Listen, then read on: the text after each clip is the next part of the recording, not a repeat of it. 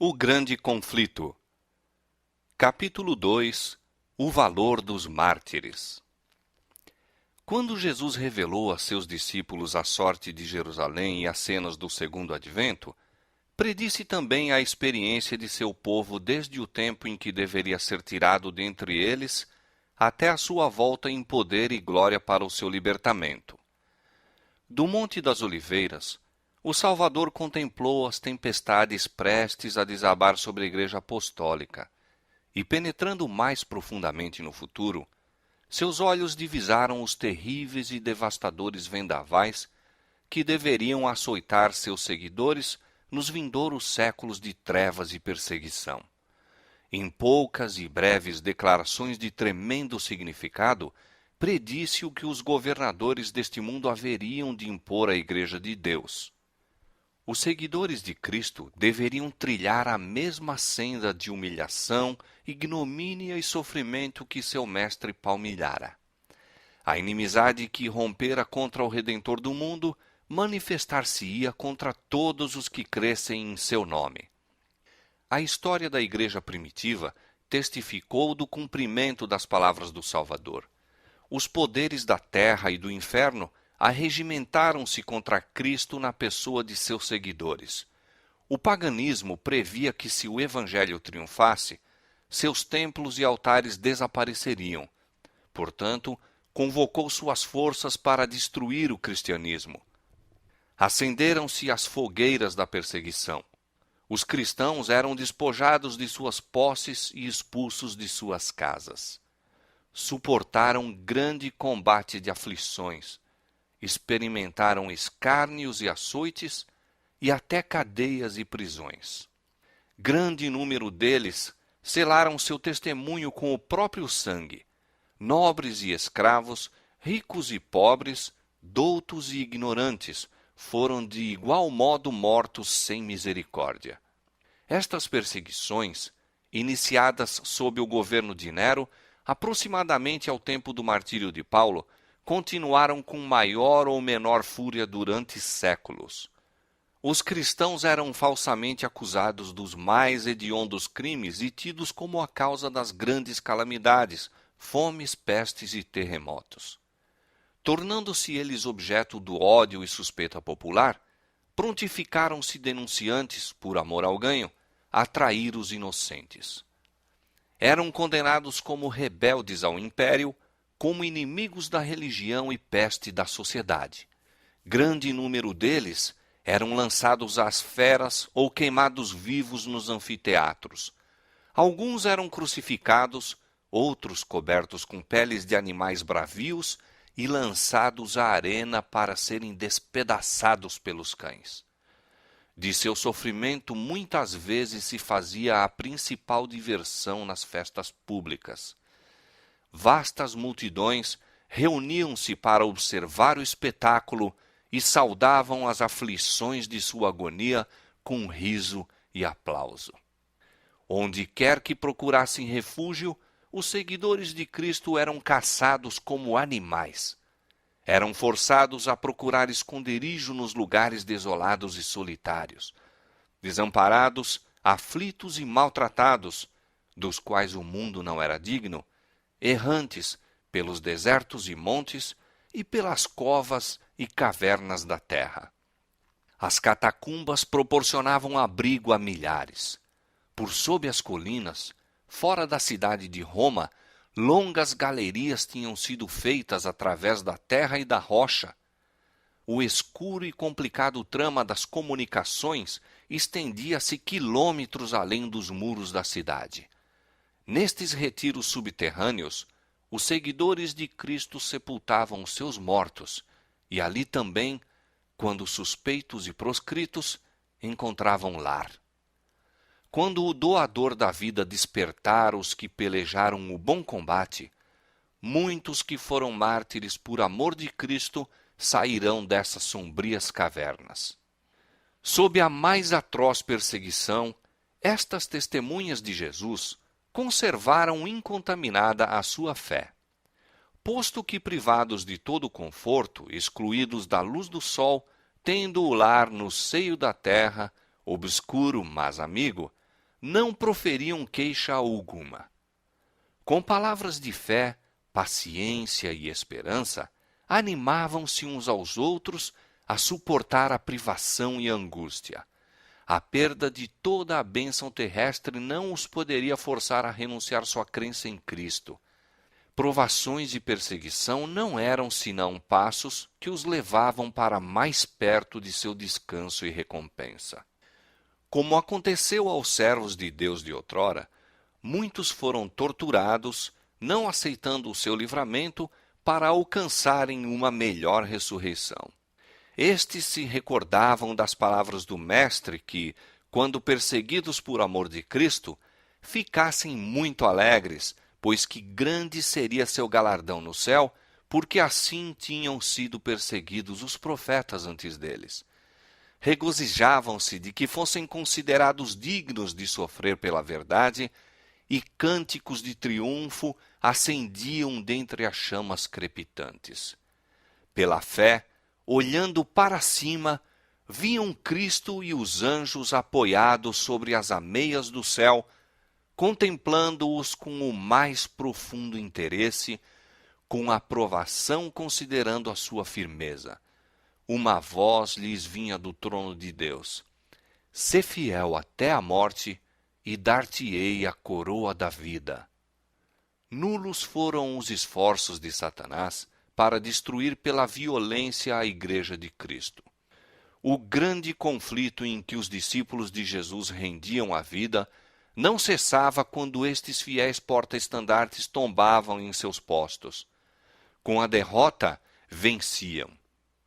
Os obreiros de Deus eram mortos, mas a sua obra ia avante com firmeza. O Evangelho continuava a espalhar-se e o número de seus aderentes a aumentar. Penetrou em regiões que eram inacessíveis, mesmo às águias romanas. Disse um cristão, contendendo com os governadores pagãos que estavam a impulsionar a perseguição: "Podeis matar-nos, torturar-nos, condenar-nos. Vossa injustiça é prova de que somos inocentes. Tampouco vossa crueldade vos aproveitará." Não era senão um convite mais forte para se levarem outros à mesma persuasão. Quanto mais somos ceifados por vós, tanto mais crescemos em número. O sangue dos cristãos é semente. Milhares eram aprisionados e mortos, mas outros surgiam para ocupar as vagas. E os que eram martirizados por sua fé tornavam-se aquisição de Cristo, por ele tidos na conta de vencedores. Haviam pelejado o bom combate e deveriam receber a coroa de glória quando Cristo viesse. Os sofrimentos que suportavam levavam os cristãos mais perto uns dos outros e de seu Redentor. Seu exemplo em vida e seu testemunho ao morrerem era constante atestado à verdade, e onde menos se esperava, os súditos de Satanás estavam deixando o seu serviço e alistando-se sob a bandeira de Cristo. Satanás, portanto, formulou seus planos para guerrear com mais êxito contra o governo de Deus, hasteando sua bandeira na igreja cristã. Se os seguidores de Cristo pudessem ser enganados e levados a desagradar a Deus, falhariam então sua força, poder e firmeza, e eles cairiam como presa fácil. O grande adversário se esforçou então por obter pelo artifício aquilo que não lograra alcançar pela força. Cessou a perseguição e, em seu lugar, foi posta a perigosa sedução da prosperidade temporal e honra mundana. Levavam-se idólatras a receber parte da fé cristã, enquanto rejeitavam outras verdades essenciais. Professavam aceitar a Jesus como o Filho de Deus e crer em sua morte e ressurreição, mas não tinham a convicção do pecado e não sentiam necessidade de arrependimento ou de uma mudança de coração. Com algumas concessões de sua parte, propuseram que os cristãos fizessem outras também, para que todos pudessem unir-se sob a plataforma da crença em Cristo. A igreja naquele tempo encontrava-se em terrível perigo. Prisão, tortura, fogo e espada eram bênçãos em comparação com isto. Alguns dos cristãos permaneceram firmes, declarando que não transigiriam. Outros eram favoráveis a que cedessem ou modificassem alguns característicos de sua fé e se unissem aos que haviam aceito parte do cristianismo, insistindo em que este poderia ser o meio para a completa conversão. Foi um tempo de profunda angústia para os fiéis seguidores de Cristo. Sob a capa de pretenso cristianismo, Satanás se estava insinuando na igreja a fim de corromper-lhe a fé e desviar-lhe a mente da palavra da verdade. A maioria dos cristãos finalmente consistiu em baixar a norma, formando-se uma união entre o cristianismo e o paganismo.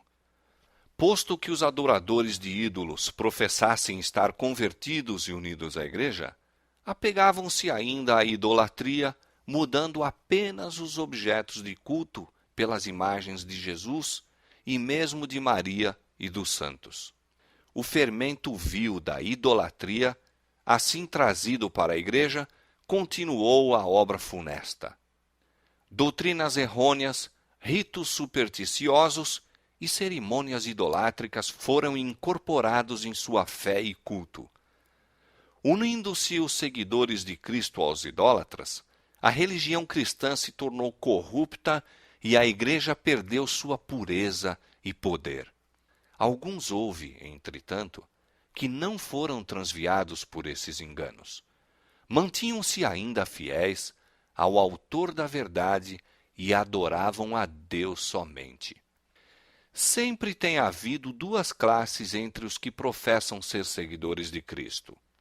Enquanto uma dessas classes estuda a vida do Salvador e fervorosamente procura corrigir seus defeitos e conformar-se com o modelo, a outra evita as claras e práticas verdades que lhe expõem os erros. Mesmo em sua melhor condição, a igreja não se compôs unicamente dos verdadeiros, puros e sinceros. Nosso Salvador ensinou que os que voluntariamente condescendem com o pecado não devem ser recebidos na igreja. Todavia ligou a si homens que eram falhos de caráter e concedeu-lhes os benefícios de seus ensinos e exemplos para que tivessem oportunidade de ver seus erros e corrigi-los. Entre os 12 apóstolos havia um traidor. Judas foi aceito não por causa de seus defeitos de caráter, mas apesar deles. Foi ligado aos discípulos para que, pela instrução e exemplo de Cristo, pudesse aprender o que constitui o caráter cristão e assim ser levado a ver seus erros, para arrepender-se e, pelo auxílio da graça divina, purificar a alma na obediência à verdade. Mas Judas não andou na luz que tão misericordiosamente foi permitido brilhasse sobre ele. Pela condescendência com o pecado, atraiu as tentações de Satanás. Seus maus traços de caráter se tornaram predominantes.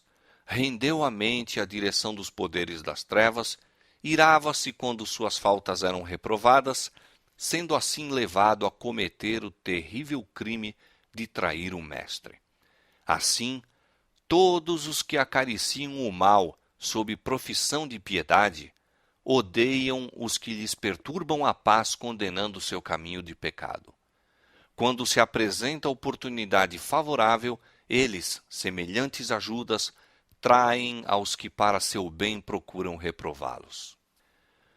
Os apóstolos encontraram na igreja os que professavam piedade, ao mesmo tempo em que secretamente acariciavam a iniquidade. Ananias e Safira desempenharam o papel de enganadores, pretendendo fazer sacrifício total a Deus, quando cobiçosamente estavam retendo uma parte para si. O Espírito da Verdade revelou aos apóstolos o caráter real desses impostores, e os juízos de Deus livraram a igreja dessa detestável mancha em sua pureza. Esta assinalada evidência do discernidor Espírito de Cristo na igreja foi um terror para os hipócritas e malfeitores.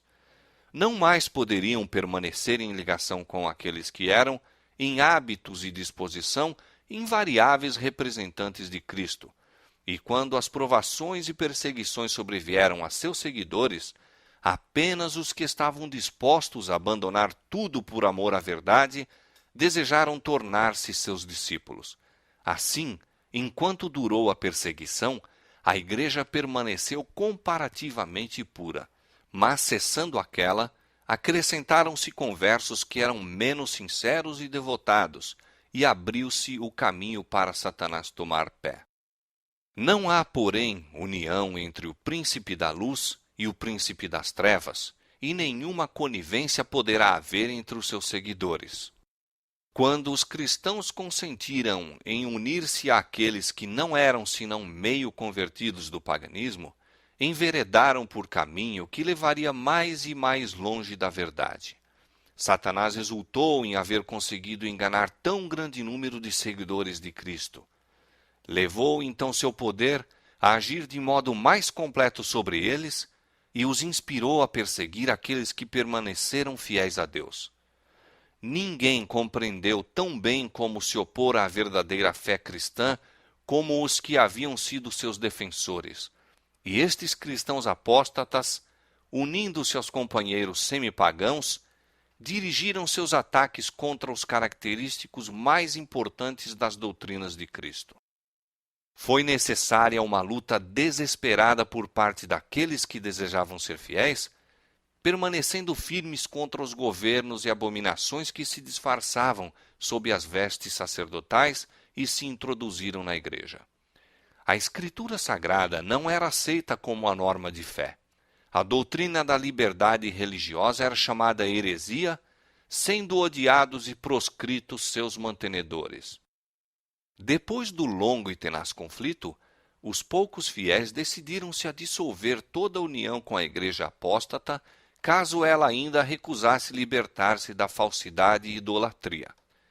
Viram que a separação era uma necessidade absoluta se desejavam obedecer à palavra de Deus. Não ousavam tolerar erros fatais à sua própria alma e dar exemplo que pusesse em perigo a fé de seus filhos e netos. Para assegurar a paz e a unidade, estavam prontos a fazer qualquer concessão coerente com a fidelidade para com Deus, mas acharam que mesmo a paz seria comprada demasiado caro como sacrifício dos princípios. Se a unidade só pudesse conseguir comprometendo a verdade e a justiça, seria preferível que prevalecessem as diferenças e as consequentes lutas. Bom seria à igreja e ao mundo se os princípios que atuavam naquelas almas inabaláveis revivessem no coração do professo povo de Deus.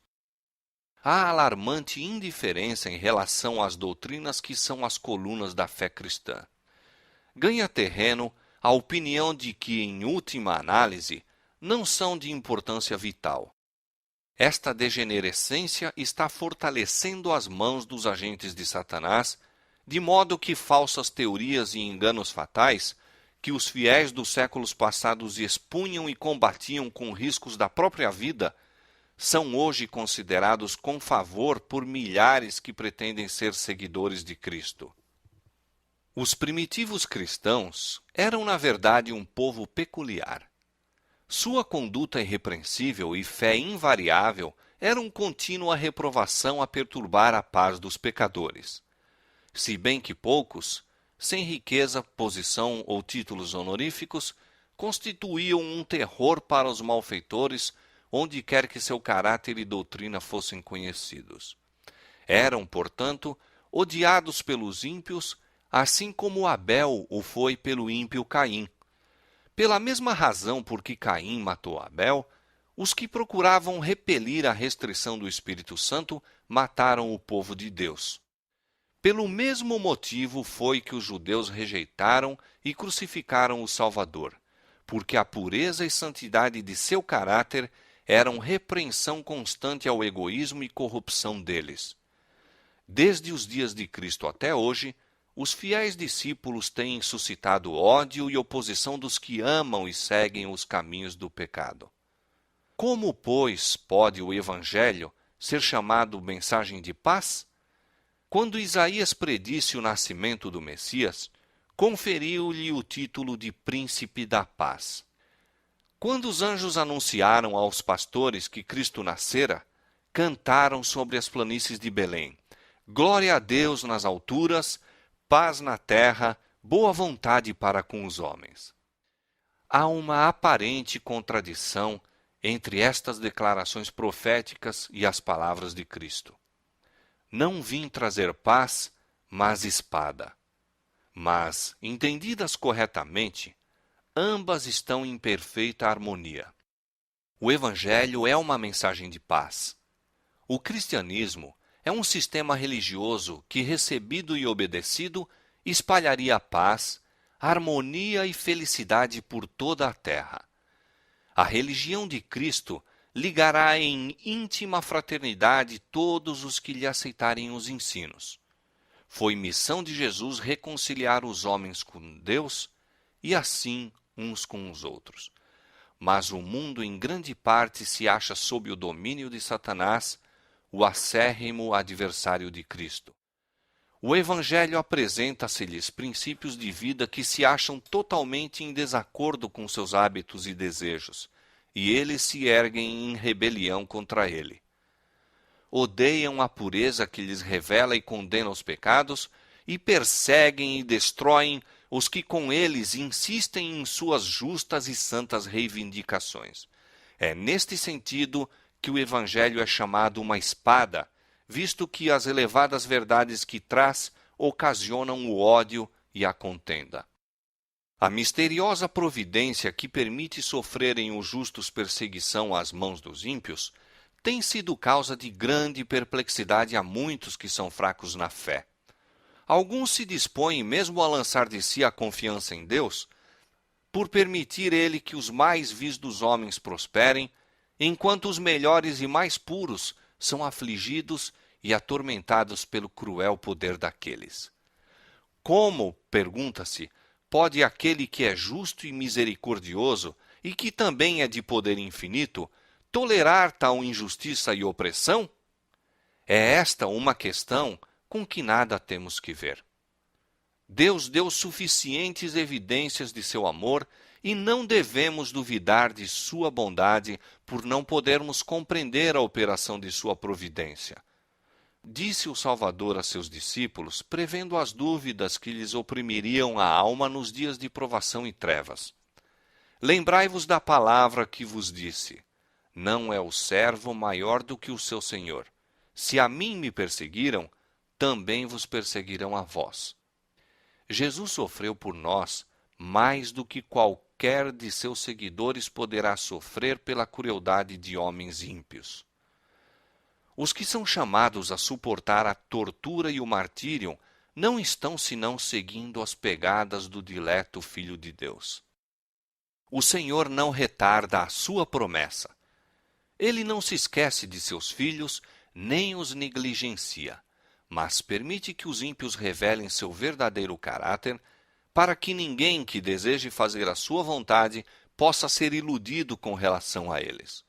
Outros sim, os justos são postos na fornalha da aflição, para que eles próprios possam ser purificados, para que seu exemplo possa convencer a outros da realidade da fé e piedade, e também para que sua coerente conduta possa condenar os ímpios e incrédulos. Deus permite que os ímpios prosperem e revelem inimizade para com ele, a fim de que, quando encherem a medida de sua iniquidade, todos possam, em sua completa destruição, ver a justiça e misericórdia divinas. Apressa-se o dia de sua vingança, no qual todos os que transgrediram a lei divina e oprimiram o povo de Deus receberão a justa recompensa de suas ações, em que todo ato de crueldade e injustiça para com os fiéis será punido como se fosse feito ao próprio Cristo. Há outra questão mais importante que deveria ocupar a atenção das igrejas de hoje. O apóstolo Paulo declara que todos os que piamente querem viver em Cristo Jesus padecerão perseguições. Por que é, pois, que a perseguição, em grande parte, parece adormentada? A única razão é que a igreja se conformou com a norma do mundo e, portanto, não suscita oposição. A religião que em nosso tempo prevalece não é a do caráter puro e santo que assinalou a fé cristã nos dias de Cristo e seus apóstolos.